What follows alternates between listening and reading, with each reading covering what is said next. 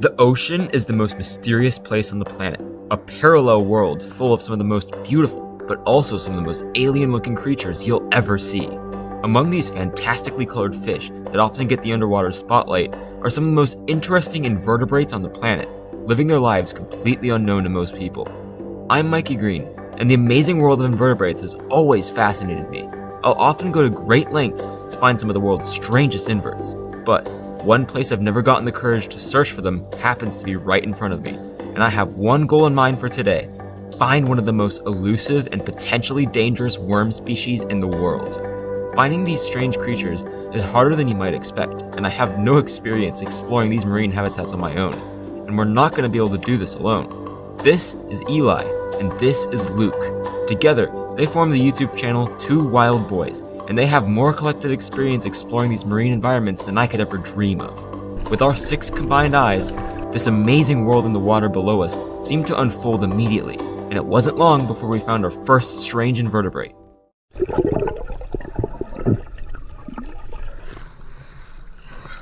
Whoa, nice catch. Right there, wow. Beautiful. Oh yeah.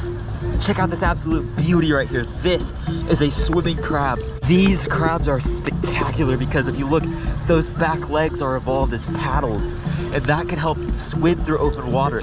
You might be used to crabs being more of a thing that would walk on the sand or spend most of the time on the rocks. But this swimming crab is a much faster swimmer than your average crab because of those 2 paddle-shaped back legs. And their front claws are actually not that strong. It's pinching me right now and it does not hurt at all. Just look how adorable the face this crab has.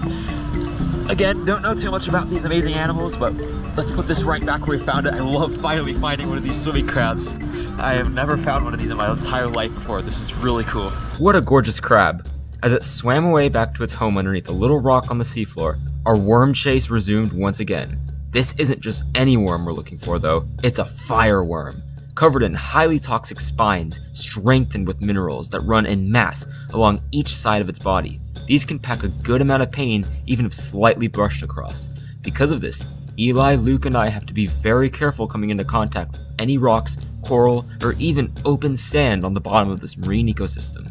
But while exploring a cluster of rocks down at the bottom of the sea, Eli spotted something incredible. Guys, check this out. This is a little arrow crab. One of my favorite invertebrates out here. Look at these blue claws. They stand out underwater. Incredible. If I let him go, he'd just take off my hand to get back into the water.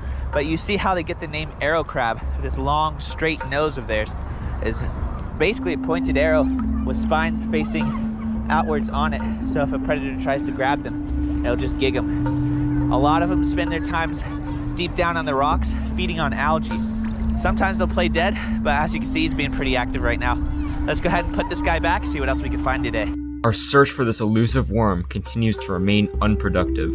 The window between rough tides we have to find this creature is less than 2 hours, and it's shrinking with every second we spend looking at literally anything else. It didn't help that below our feet was an entire new world for me, and every beautiful fish and crustacean we stumbled across was something I had never seen before in my life. But finally, I spotted a strange pattern on the seafloor, and when I went down to the bottom to investigate, I was shocked to see what it was.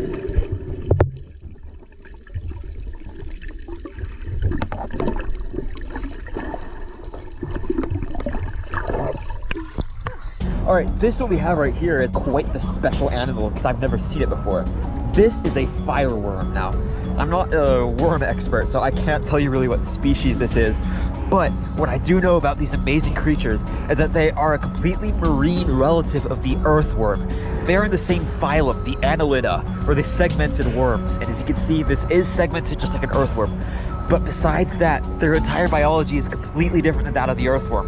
These are basically completely marine, and as you can see, the sides of each segment is covered in these hairy bristles. Now you don't want to touch those. That is why this creature is called a fireworm, because it can cause some pretty severe pain. That is why I'm handling it in this container right now for both this worms and my own personal safety. So let's just appreciate finally finding a fireworm. I've been wanting to see these for a while. Fireworms are some of the best adapted animals for living in these marine ecosystems. Their venomous armor shields them from being predated by many of the predatory fish that would be feeding on other aquatic invertebrates. But don't let their worm-like build fool you. These themselves are also predatory, feeding on smaller aquatic invertebrates like small cnidarians and crustaceans. Fireworms, like I said, are distant cousins to the terrestrial earthworms, belonging to the same phylum Annelida and sharing many core aspects of their morphology. But while the earthworms are in a more primitive group called the Leucochaeta, the fireworms are in a more advanced group of annelids called the Polychaeta, classified by the presence of leg-like structures called parapodia on each segment, covered in mineralized spines called chaetae. In the fireworms, these structures, usually used for locomotion, are specially evolved to work as stingers, and it could hurt even to humans. Watching this beautiful fireworm go back into its tiny little burrow in the middle of the open ocean is a great reminder of just why I love to explore nature. Some of the most mysterious and underexplored habitats, like the ocean, are where some of the best outdoor experiences come from. If you'd like to join on another adventure exploring a dark and mysterious habitat for strange creatures, make sure to check out this video right here, where we find some incredibly unusual wildlife in a cave. Enjoy!